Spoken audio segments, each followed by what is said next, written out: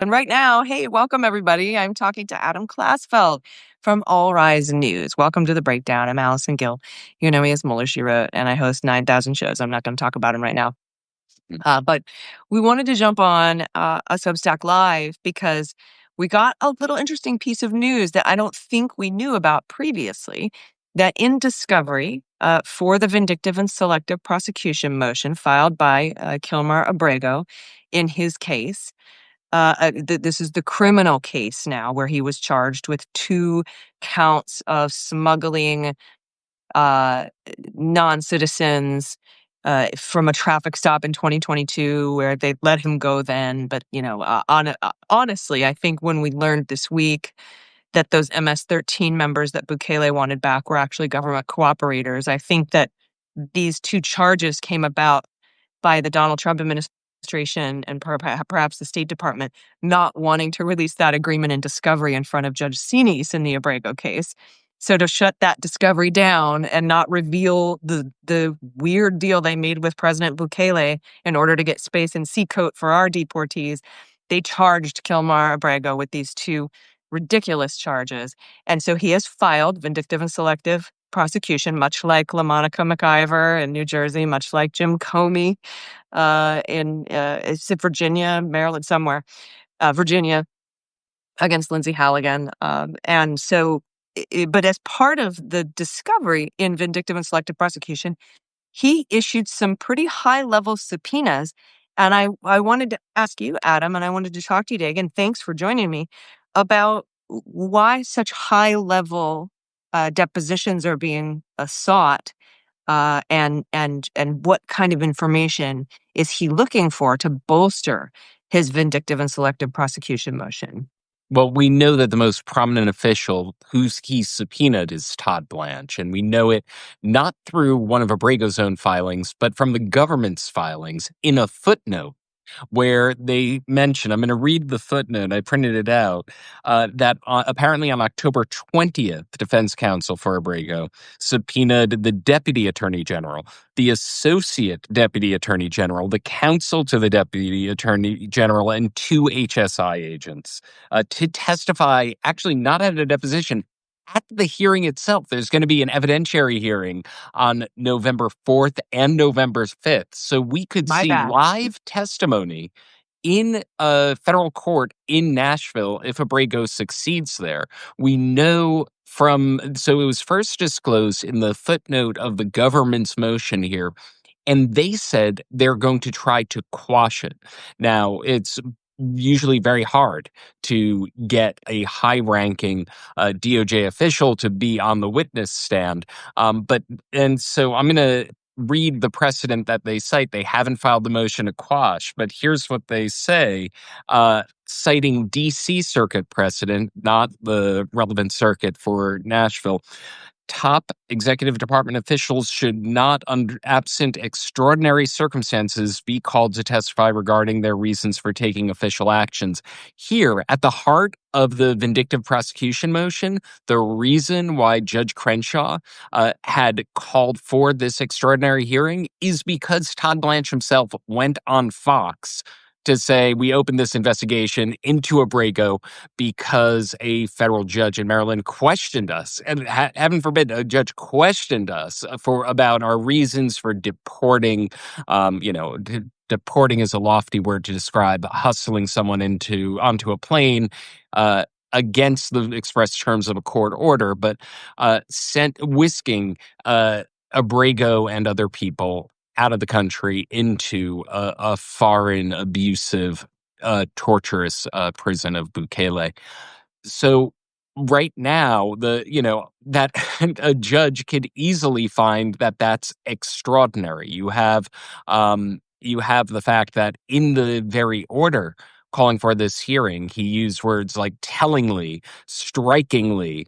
Todd Blanche did this. We'll see whether this motion to quash succeeds. But if it fails, we could have Todd Blanche on the hot seat answering to these decisions that he made in a live hearing, live testimony, November 4th and November 5th in a federal court in Nashville. That's in front of Judge Crenshaw, Yeah. uh, who is the federal judge handling this case. And I think it's interesting, when you start to try to throw up defenses as a member of this government, saying that's just far too high up. It's not necessary. You can have somebody lower down the food chain when they themselves are sending the full U.S. attorney to a detention hearing. For example, when they themselves have like a handful of super top DOJ officials that are the ones that are showing up in court to defend the actions. It seems a little counterintuitive for this government to say you don't need the important people when it's the important people that are wrongly making all these decisions and in charge of all these moving parts. Like when Judge Sines was like, wait, are you telling me that it's a regular line officer that's deciding whether Mr. Abrego is going to be sent to a third country and not somebody higher up at the department? And they're like, oh, yeah, just a regular old, no, nothing different about Mr. Abrego's case, just plain old career line people down at the localized field office. And here we have things like Todd Blanche making statements on to the public, which I think kind of opens the door to calling them in to testify. So it's going to be very interesting to see how would it be Judge Crenshaw that makes this decision on I, whether to quash Mr. I believe Abrego's so. subpoena? Absolutely. I mean, they're going to make the motion to him. It's for this evidentiary hearing.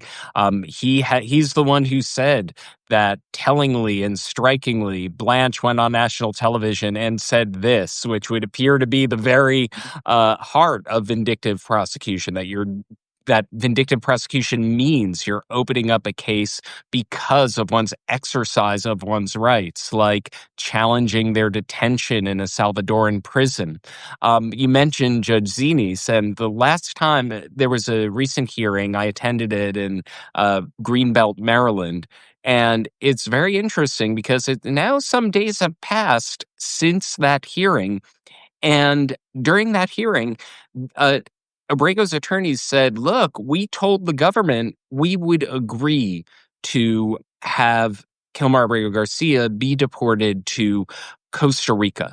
That Costa Rica has promised it wouldn't refoul him, it wouldn't try to send him back to El Salvador where he fears persecution. But the government is insisting on sending him to any number of human rights abusing nations, sending him to Eswatini, the last absolute monarchy in Africa, sending him to Uganda, sending him to a number of countries that said, wait a minute, the US government never told us we'd take Kilmar Abrego Garcia. We're not taking him. And since that hearing, the government has not made that commitment. Judge Zinis said during that hearing, if you don't reach that agreement vis-a-vis Costa Rica, that's going to speak loudly to me. And it sounded like she was leaning toward releasing Kilmar Abrego Garcia from immigration detention under Supreme Court's precedent, saying if you have no imminent plans and taking concrete good faith actions to try to deport someone that you have the power to deport, you can't hold them in immigration detention indefinitely. So it's quite possible that by the time the next hearing rolls around, we could see Kilmar Abrego Garcia released both from pretrial custody and from immigration detention. Yeah, because he's willing to take Costa Rica right now. And Right. you offered it to him at one point, and you're not allowing that to happen. Seems like you made a bad faith effort. And that can't be a reason to detain somebody. I'm interested in what's taking Judge Sines so long to rule on that. It was a couple weeks ago, wasn't it? Yeah, yeah. I mean, she could be writing an opinion that is dotting every T, dotting every I, crossing every T for appellate review that's going to be inevitable. But she told them, by the time I've written this opinion, if you haven't done that, that's going to be a factor in my determination that you're not making good faith effort here. You're just trying to keep him locked up to punish him. So that and every day that goes by, it vindicates her point of view there. I will say also, to your point, the reason that they once offered it to him, they said, if you plead guilty now, if you accept these two charges, you can serve what will almost certainly be a very light sentence, because the smuggling charges, unlike, say, trafficking charges against Ghislaine Maxwell, um, it- are usually light sentences in the Middle District of Tennessee, excuse me. Um, but they said, if you do not plead guilty, then we'll send you to Uganda. Doing that kind of ultimatum, that kind of coercion, that's something that who knows whether they would even be able to carry out a guilty plea and have a judge stamp on it and say, "Oh, well, Kilmar Abrego Garcia is doing this of his own accord." No, Now, yeah. and now they're stuck with it. Now they have to, now they're saying, yes, we offered you this, but that was just for the purpose of coercion. They can't say that. They can't say we were just trying to extort a guilty plea. That's not something the government can say. So instead, that offer to send him to Costa Rica has entirely vanished. Wow. Well, I'm looking forward to that. Are you going to be traveling to the November 4th hearing? That is my plan. As some folks who are watching this know, I recently injured myself, so I have I'm convalescing right now. But I think that I am in my rehabilitation process, healing such that I hope to make it down to Tennessee on November 4th and 5th. Well, I hope everybody subscribes to All Rise News for that kind of coverage. If you subscribe, you get notifications in your email. It tells you exactly where Adam is and what he's reporting on. And you can also follow him on social media so that you can see his live posting about these hearings, when and where he is. And if you're able, if you have the means to financially support All Rise News, that helps pay for his travel and his lodging. He does this all by himself. He doesn't have a corporate overlord billionaire helping him Hmm. and giving him money to do all this really incredible reporting for everyone. So, if you have the means, that would be great. One last thing before I let you go today, you posted something on Blue Sky about I can't who was it? It was some Tom Homan maybe talking about figurative bounties against ICE agents. And you and I texted offline about this. Like, what the hell is this guy talking about? Share what you posted and what your thoughts are.